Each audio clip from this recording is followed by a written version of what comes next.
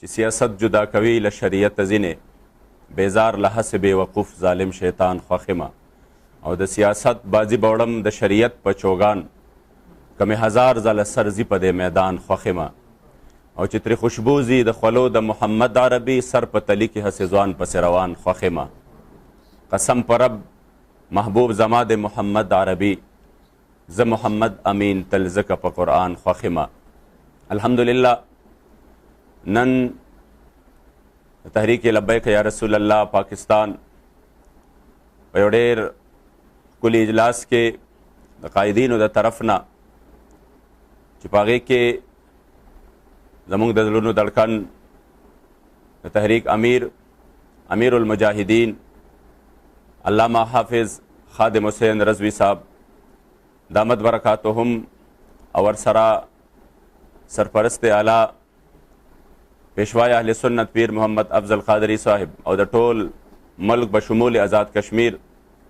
د عمراو قائدینو په مشوره باندې د پېښور د غیورو سنیانو په علاقه کې د NF4 کې چې کوم ضمني انتخابات دي انشاءالله د هغې دپاره قائدینو ما فقیر ته حکم کړی دی چې دغه میدان باندې به ته راوځې او پاکستان کې د نظام مصطفی دپاره د څه دپاره چې زموږ اسلافو د وطن د کومې نظریې دپاره آزاد کړی دی د حضور علیه الصلاۃ والسلام مبارک د عزت او د ناموس د دفاع دپاره او د اسلام په حقیقي معنو کې د خدمت دپاره انشاءالله تعالی د حضور علیه الصلاۃ والسلام مبارک سره د وفا په خاطر باندې موږ لبیک ویلی دی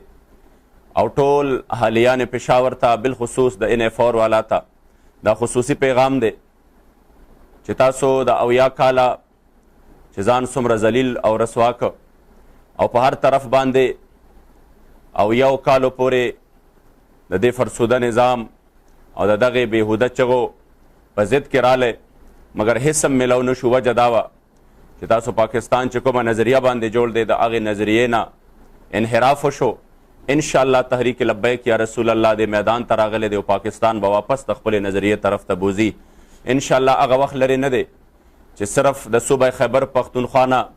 د ټول پاکستان په ګوټ ګوټ باندې د حضور د عزت او د ناموس پرچم بلند ولاړ وي انشاءالله تعالی او هغه وخت نږدې نه دی چې د اسمبلی په فلور باندې به انشاءالله تعالی د حضور علیه السلام د عزت او د ناموس ناره پورته کیږي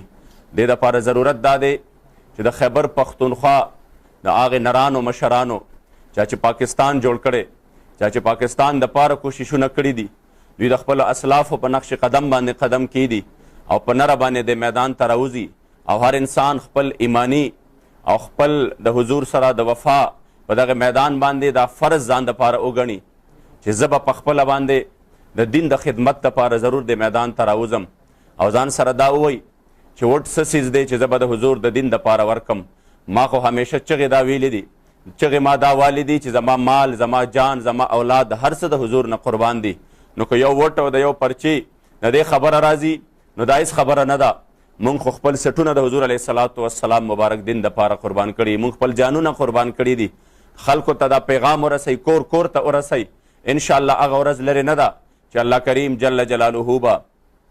د تحریک لبیک یا رسول الله په صورت کې اهالیان پاکستان ته یو بهترین پلیټ فارم ورکي چې په دې باندې به انشاءالله د حضور د دین د خدمت دپاره الله کریم جل جلاله د دې خلکو نه دا کار واخلي زما یقین دی چې انشاءالله اهلیان پېښور بالخصوص د NF4 چې څومره دوستان دا پیغام اوري دا به هغوی ځان دپاره دعوت هم وګڼي دا به هغوی ځان دپاره چې کوم دی د نجات سبب و ذریعه هم وګڼي چې مونږ که نور هېڅ هم نشو کولی د حضور د دین دپاره ضرور راوتی شو د اسلام دپاره ضرور راوتی شو او دا درته زه په یقین سره وایم چې په 80 کاله کې په لومړني ځل باندې تاسو ته دا موقع ملاویږي چې ستاسو وټ به د نظام مصطفی دپاره ځکه چې دا هغه خلک دي چې په دنیا کې یو دولت داسې نشته چې دوی خرڅ شي په هغې باندې بلکې زموږ سودا چې ده د بازار مصطفی کې شوې ده او چې کله انسان د محبوب علیه السلام بازار کې خرڅ شي څنګه چې زما نیکه مبارک عاشق صادق فرمایلی و زه څه سپی یم چې سپی د سپو د سپو شوې